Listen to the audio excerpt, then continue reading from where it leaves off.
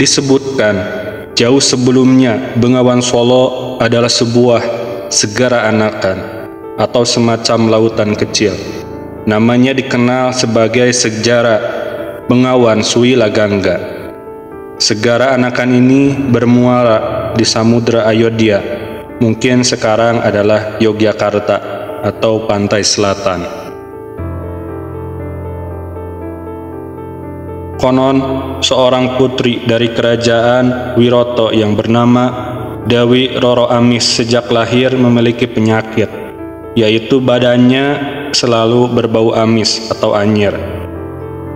Karena penyakitnya yang aneh inilah, sang putri oleh ayahnya kemudian diberi nama Dewi Roro Amis, karena memang begitulah bau tubuhnya.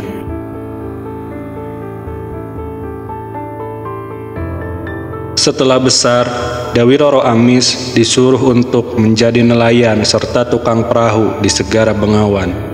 Tugas utamanya adalah agar membantu menyeberangkan setiap orang yang hendak melewati segara tersebut. Menurut petunjuk dewa, melalui perintah ayahnya inilah penyakit Roro Amis akan hilang, terutama jika dia telah menemukan pasangan dalam hidupnya. Setelah Dewi Roro Amis bertahun-tahun menjadi seorang nelayan, diceritakan pula, pada suatu ketika dirinya menyeberangkan seorang pemuda bernama Palasara. Si pemuda ketika itu hendak pergi ke negeri Ngastina. Karena suatu hal, perahu milik Dewi Roro Amis bergoyang-goyang saat berada di tengah segara.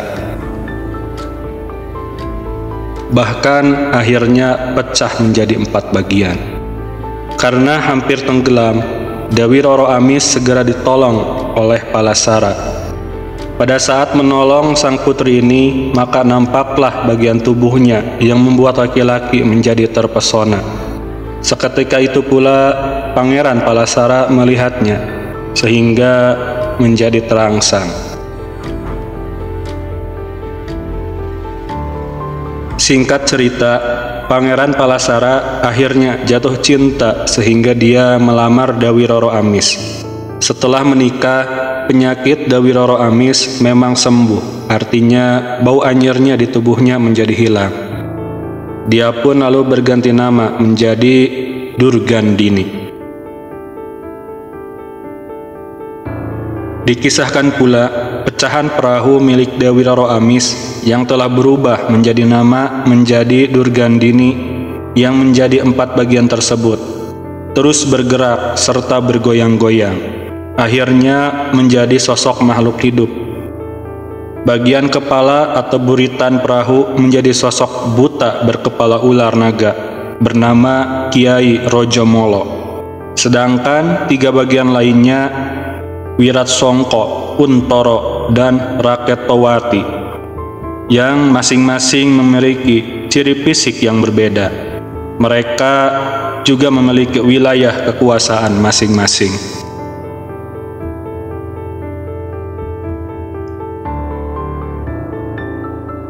Menurut penelitian, agaknya dari sanalah cerita mistis Bengawan Solo bermula. Legenda ini terus berlanjut.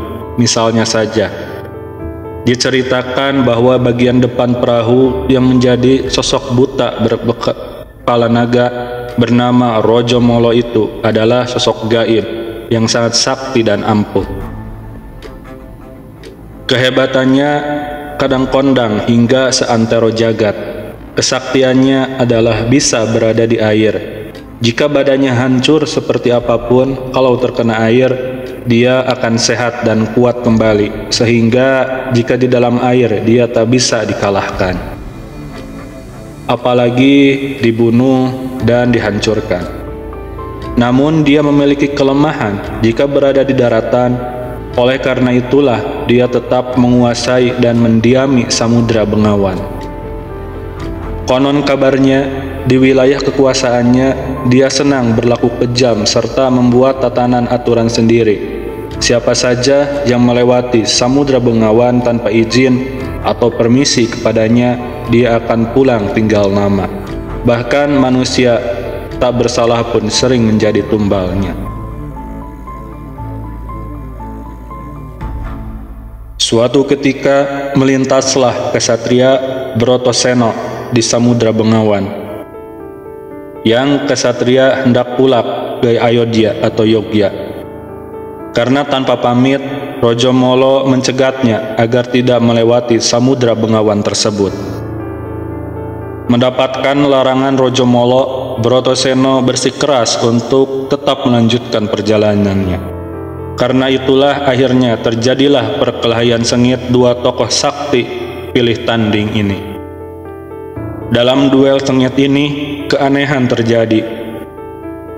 Setiap kali Raja Molo berhasil dilukai, namun luka itu selalu saja hilang tanpa bekas.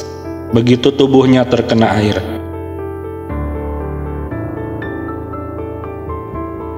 Melihat kejadian ini, Brotoseno tak hilang akal. Pada akhirnya, kepala Raja Molo dia penggal dan dilempar ke daratan. Terpisahlah dari badannya. Entah nyata atau tidak cerita ini, namun menurut informasi yang berhasil kami himpun, hingga saat ini potongan kepala Raja Molo itu masih tersimpan dengan begitu keramatnya di sebuah museum. Konon, menurut mitos itu adalah benar-benar asli potongan kepala Raja Molo. Diceritakan pula bahwa karena kesaktiannya, walau tubuhnya sudah terpisah dengan kepalanya, namun Raja Molo masih sempat mengucap sumpah serapah kepada anak turunan Brotoseno, serta setiap orang yang melewati wilayahnya, yaitu Samudra Bengawan. Bagi setiap makhluk hidup yang akan melewati kekuasaanku, haruslah permisi dan berlaku baik. Jika tidak, niscaya mereka akan mendapatkan kutukan amukan dari air mandiku.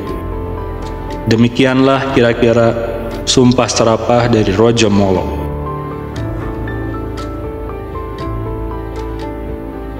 Sumpah tersebutlah yang menjadi momok masyarakat sekitar Bengawan Solo hingga sekarang ini.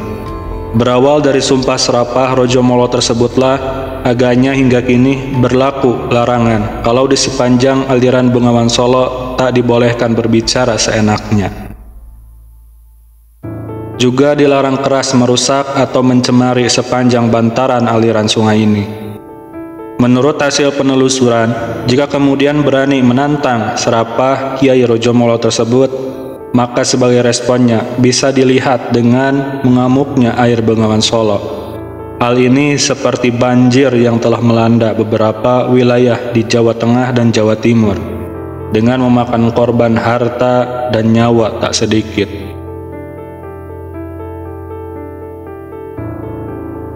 Menurut kalangan waskita, banjir ini terjadi akibat ulah tangan-tangan manusia yang tak mengindahkan petuah serta serapah Kiai Raja Molo.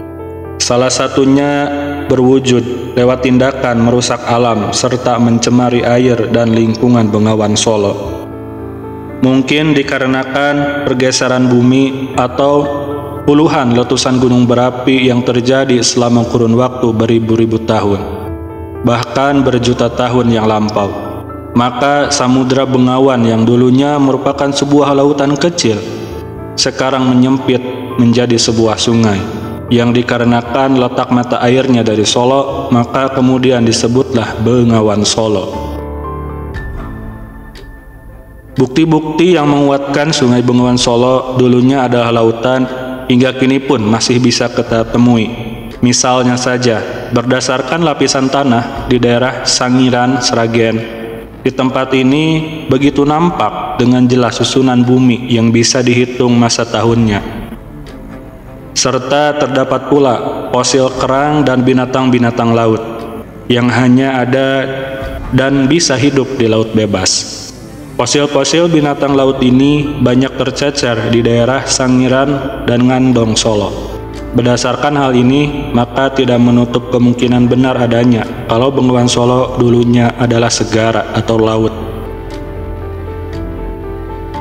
Sepanjang sejarah, Bengawan Solo selalu mengukir kisah mistis mengingat awal keberadaannya serta diteruskan oleh kehidupan manusia purba, dan selanjutnya adalah kehidupan nenek moyang kita yang hidup penuh dengan fenomena gaib dan syarat akan dunia mistik. Sehingga karena itulah kemudian Bengawan Solo menjadi pusat dan sumber sejarah yang bernuansa mistik dari masa ke masa.